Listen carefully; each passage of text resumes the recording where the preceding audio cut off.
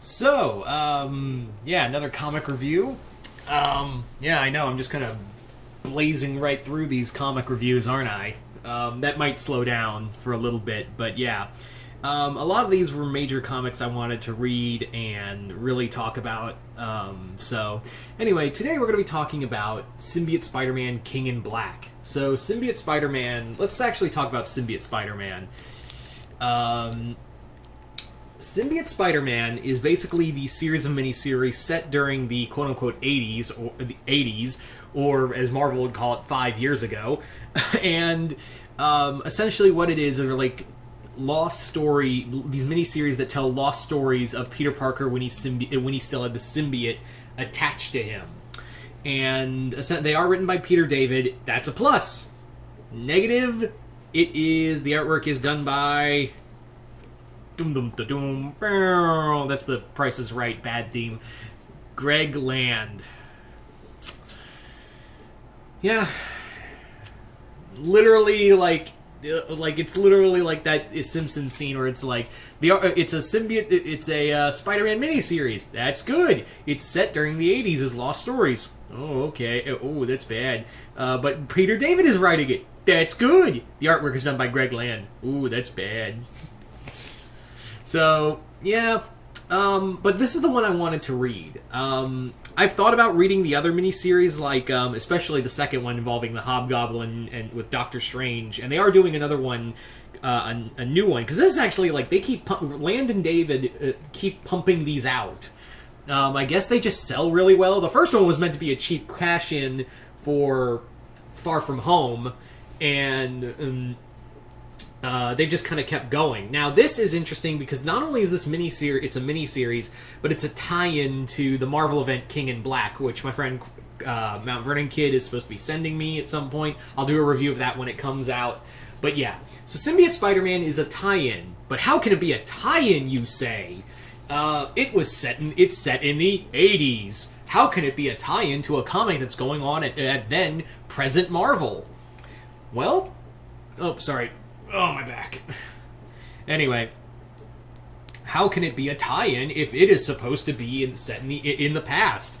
Well, this is probably one of the most unique tie-ins I've read, because this doesn't really do anything. This is just basically a fun, like, adventure story where Peter and a bunch of ragtag heroes and villains team up to take on Null in his first attempt to attack Earth in the past.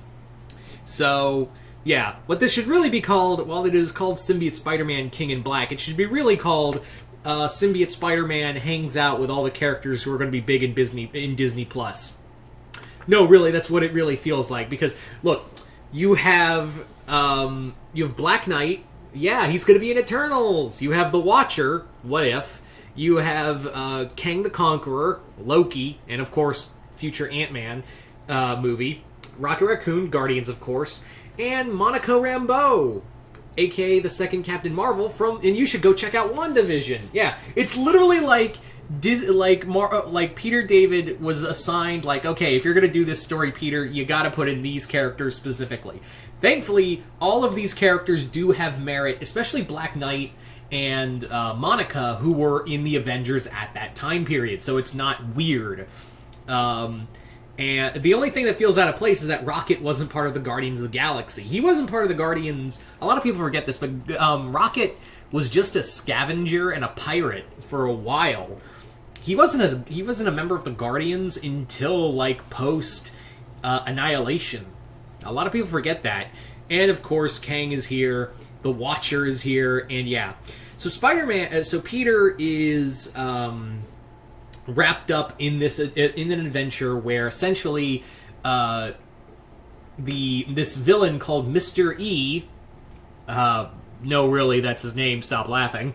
Mr. E is also, if you're already gonna make a joke in the comments about the Mr. E joke for Scooby-Doo, don't bother. I've already like you're not clever. I've already beaten you to it.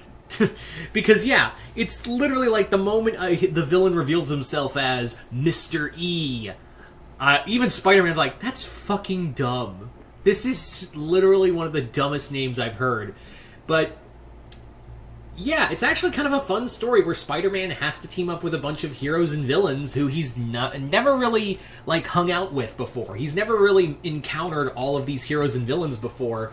And the only character who's not really part of this whole Disney Plus, show off, is Ulik.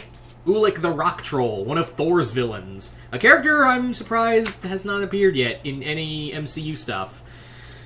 But yeah, so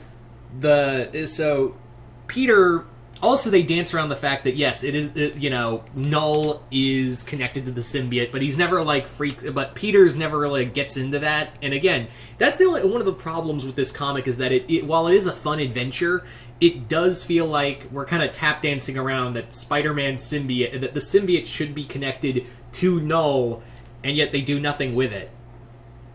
I guess there was rules, but it is a lot of fun banter back and forth. I really do like that there is a lot of fun banter. And it's what other team are you going to see? What other comic are you really going to see?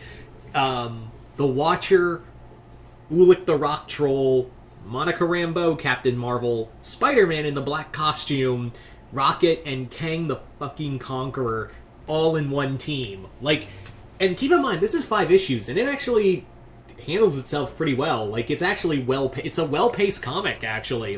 That's what really shocks me. For a 5-issue miniseries that kind of feels more like its own adventure, it feels less of a tie-in and more like its own adventure. This was the other thing that was really shocking to me, was how this comic didn't feel like it's like a tie-in.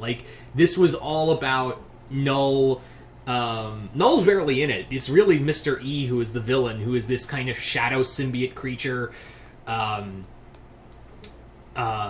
So it's really Null is in here, but barely. But yeah, we got to talk about the elephant in the room. Greg Land's artwork sucks. It's really bad, and sometimes it gets distracting, really distracting, because of how much he traces. Jesus fucking Christ, Land. Honestly, that's the one. Thankfully, Peter David's artwork saves this comic. It really Peter David's writing and storytelling really do save this comic. So I'm forgiving, but yeah, sometimes it does feel like oh yeah, Cosmo, the psychic dog, is also here. I forgot that, but she's also part of the team. But yeah, thankfully David's artwork and the story itself is fun. So would I recommend this? It depends on how much Greg Land's artwork really is going to bother you. If it does bother you, if it's it bothers me a lot, then you might take a pass on this. You're not missing much. But if you want a fun, unique Spider-Man story, I would say check this out. If you want to check out some good Peter David stuff, and also if you enjoy black costume era Spider-Man, like yours truly, and I'm sure a lot of people out there do, I would say give this a look. So yeah, I'd say give it a shot. Anyway, so if you've read Symbiote Spider-Man King in Black, comment below, let me know what you guys thought of it. And once again, I'm Mr. Multiverse. I'll see you next time in the Multiverse.